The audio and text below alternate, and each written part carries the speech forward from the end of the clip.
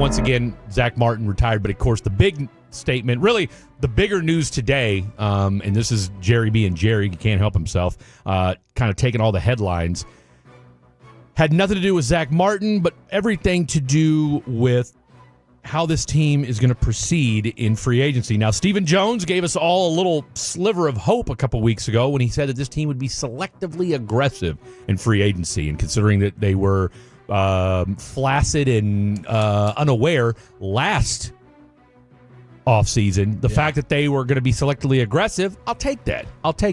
But as soon as we got excited, thinking, all right, here we go. Jerry said, hold on now. Jerry said, look, you guys got it twisted.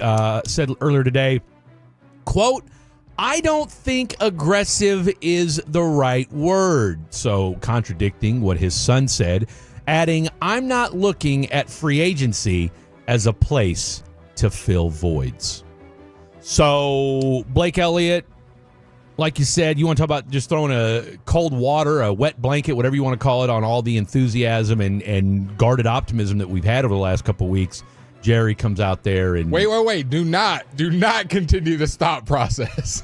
You guys got it twisted. Now, that said, though, you and I are also of the belief that you're not freeing up $55+ million to just sign a draft class and re-sign some players. I agree, and I think maybe it's not just a free agent. I'm still kind of holding out hope, and I could be completely wrong, that maybe they're going to make a trade and they're trying to have some cap room for when they make a trade. Maybe they go get a DK.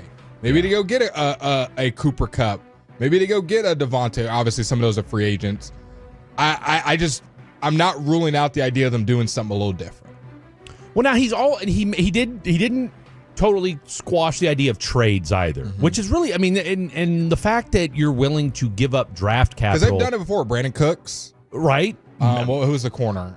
Stephen Gilmore. Stephon Gilmore, yeah. Mingo.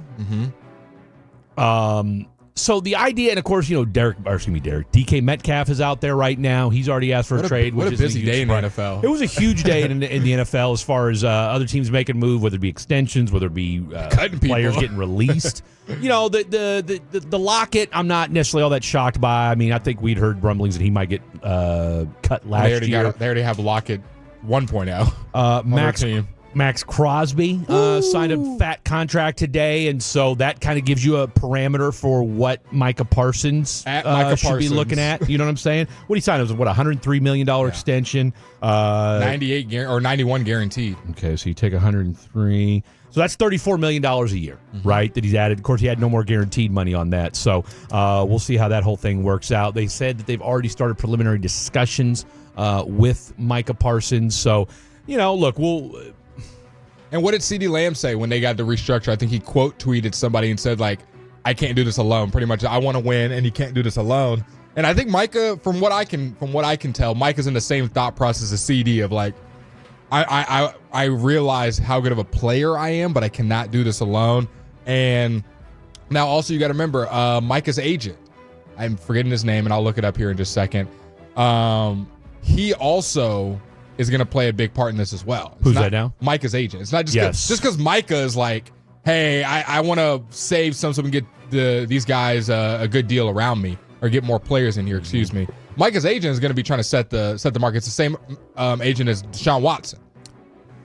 Yeah, David Mulligetta. I mean, he's David Mulligetta is no slouch. When the agents don't care about all that. They don't. They don't. They really, really don't. And I mean, look, he wants to get his client paid. He's going to be in the conversation for being one of the top 2 or 3 highest paid non-football guys, or excuse me, non-quarterback guys in football. So again, you hope it doesn't get contentious. I'd like to see it done sooner rather than later. I just don't want this thing dragging out. Kevin Porter Jr. technical foul. Okay, well, I need him to stay in the game.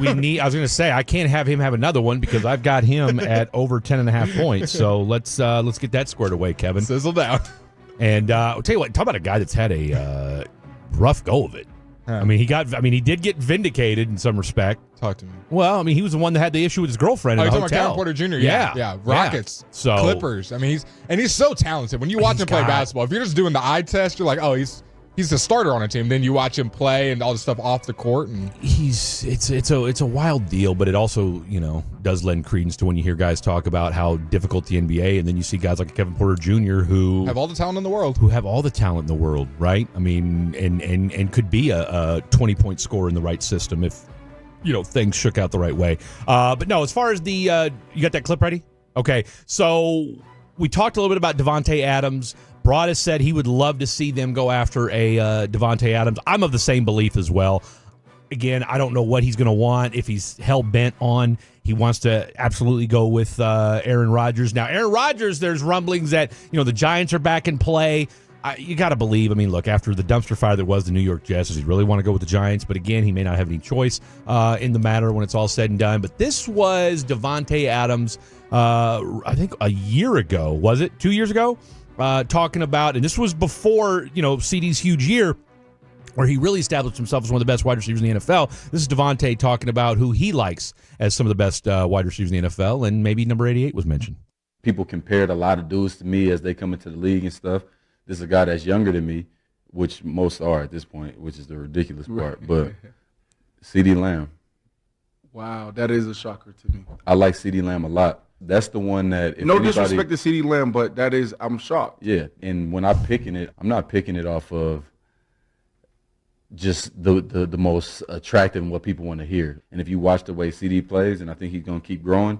And I talked to him this offseason a couple of times, and I said, bro, just keep doing what you're doing. Keep staying on what you're on right now, because this is going to give you the type of credit and respect that you deserve moving forward. You just got to keep doing it, put something behind it.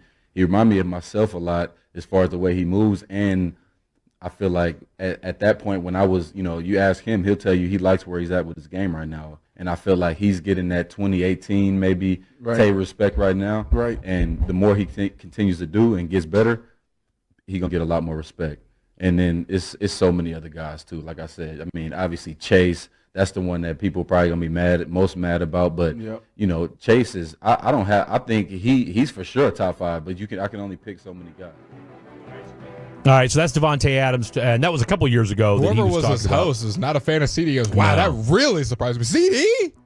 I mean, was CeeDee like the worst receiver in the league? I was going to say, I mean, I get it was 2022, but I mean, he was still had a great trajectory as far as where he was headed. So, hey, Davante knows ball, clearly. All right, because again, he could have picked Justin Jefferson, he could have picked Jamar Chase, could have picked any number of wide receivers, but he went with CeeDee Lamb, and again, this was before his real, quote unquote pseudo breakout year 2 seasons ago. So, knowing that they have admiration for one another, knowing that CeeDee has clearly probably gotten advice from Davante Adams as to how to be a better football player. All right, so there's something to be said for that. Could that parlay itself? I don't hate it. And because it'll be a fresh deal. Okay, correct me if I'm wrong, right? He's free agent, just free regular. Agent. He can do whatever he wants. So I think that's, if you can figure out the right deal. Here's the question if you're Davante Adams. All right, because money-wise, that's going to be an issue. I don't know if he's looking to get – he's not going to get a huge contract, right? Those days are over. I don't know what his market's going to look like. I don't know. I mean, I think there's going to be plenty of teams that are going to want him. It's just, what are they looking to pay him? Is he fine being a wide receiver too?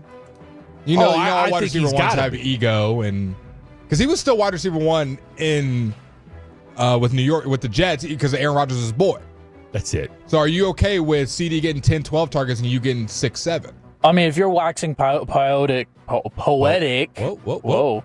If you're waxing poetic about CeeDee Lamb in 2022, which I just checked, either if that was before the season, he was coming off a 1,100-yard year. Yeah. If that was after the season, he was 1,400 yards. So either or, CeeDee Lamb was getting to that point. Absolutely. If you're willing to wax poetic 2022, then you understand if you're coming to Dallas, hey, I'm going to be wide receiver 2, and I'm going to be the best wide receiver 2. I mean, it's a lot easier said on a podcast rather than playing every game. I hope he can. I'm not counting it out. I'm just saying all these wide receivers rightfully so have an ego. And so I just wonder if he's ready to step down and be like, hey, I am obviously clearly not going to be the best receiver on my team, because he can go to a team.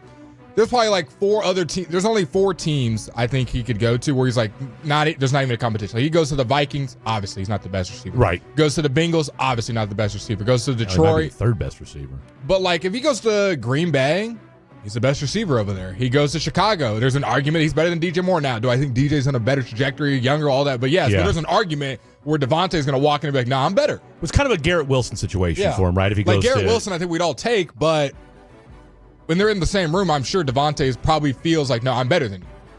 And with the now, the question you got with Davante Adams is whether he wants to be 1A, 1B. Because again, if he's going to, and the other part of it too is if you're going to a like, does he want to go to a contender? Mm-hmm. Like at this stage of his career, look, he's never been to a Super Bowl.